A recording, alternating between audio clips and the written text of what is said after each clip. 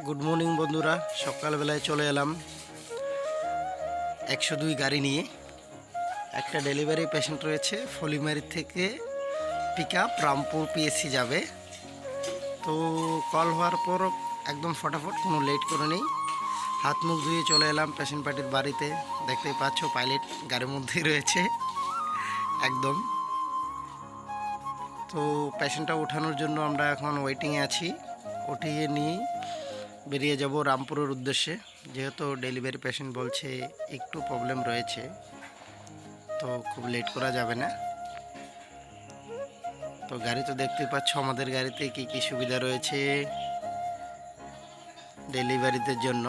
সব লেখা রয়েছে গাড়ির মধ্যে, বাংলা রয়েছে, ইংলিশেও লেখা রয়েছে, সবাই দেখে নিও। আর ভালো লাগলে ভিডিওটা লাইক কমেন্ট শেয়ার করে দিও, অন্যকে দেখার সুযোগ করে দিও। দেখা হচ্ছে পরের ভিডিওতে, ততক্ষণ ভালো থেকো।